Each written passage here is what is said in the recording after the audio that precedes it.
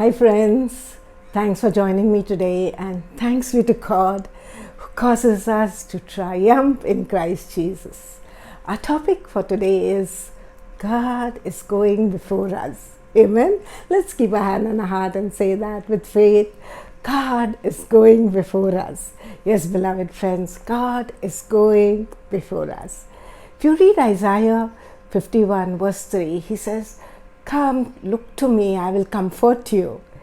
I'll make your wilderness into Eden," he says that. I'll make your life into a garden.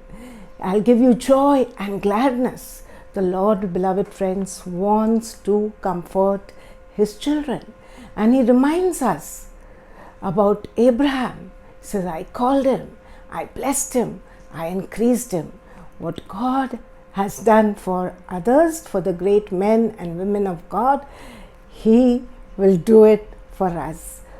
We need to heed his voice like Abraham did. He heeded the voice of God. He believed God without measure, and we too need to do it. No matter what, we know what hardships he went through.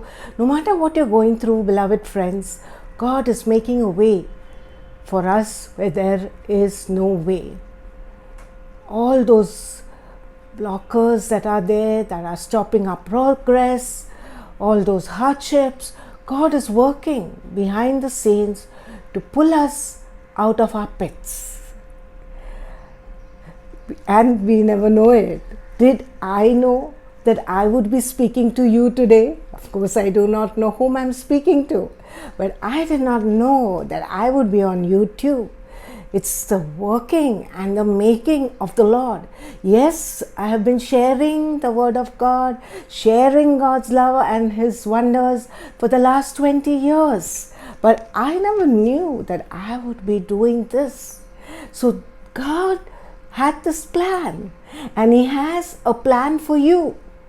He has a plan for all of us, and we do not know it. He has better things in store, and we do not know it. The Psalms tell us that God has laid up all good things for us. He has. He has done it for us, and we have not realized it, we have not recognized it, because most of the time, beloved friends, we focus on our difficulties and our pains and our hardships. Yes, they are there, but just as they came, they will go. But we need to move our focus to God.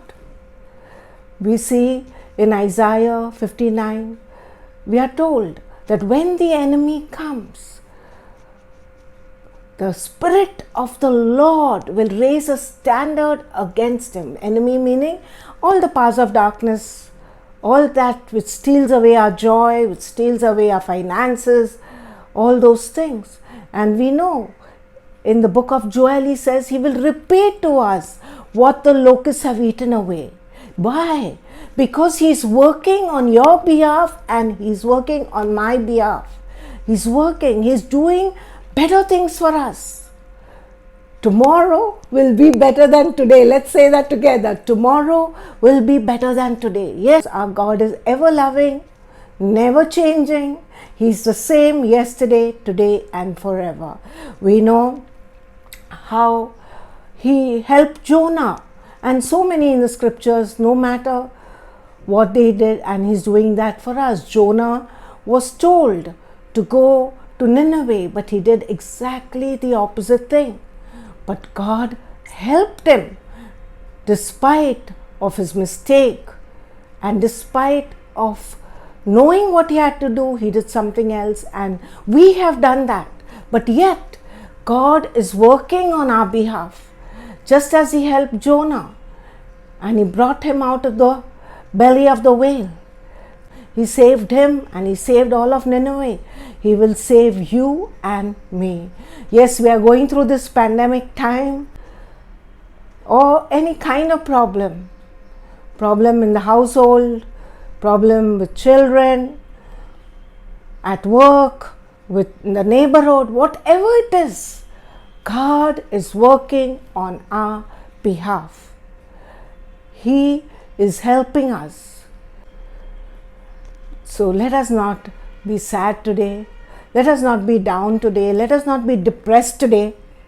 Remember that the joy of the Lord is our strength. Don't let the enemy steal your joy, because that is the power of darkness, sadness, unforgiveness, hatred, bitterness. All these type of emotions, they start welling up, coming up in a difficult moment. We need to put them away, and we need to look to the Lord our God, who always made way for his children. So let's today choose to seek him with our whole heart. The scripture says, if you seek him with your whole heart, you will find him. So let us do that. Let us choose to love our brethren. Let us choose to love like he loved us.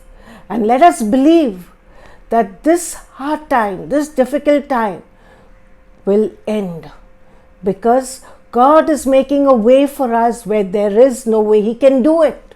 And Jeremiah 29:11 tells us that God has a plan for all of us, a great future and a great hope. Let's believe it. He's making the crooked places straight. He's blessing us and increasing us. His eyes are open to our cries. He will turn our mourning into dancing, our sorrow into joy. We need to believe that. Yes, we are told that by our Lord and Savior Jesus Christ, that these things I have told you, that your joy may be full. He's working for you to be joyful. He's working for me to be joyful. So let not joy ever leave us. Let us look to the Lord, and let us remember always that God is working on my behalf. He is opening doors for me which no man can close. Amen, amen, and amen. I'm glad that you joined me, beloved friends. I know that you will subscribe, and I thank you, and I pray mighty blessings. And I want you and each one of us to believe that God is making a way for us, and that God is going before us.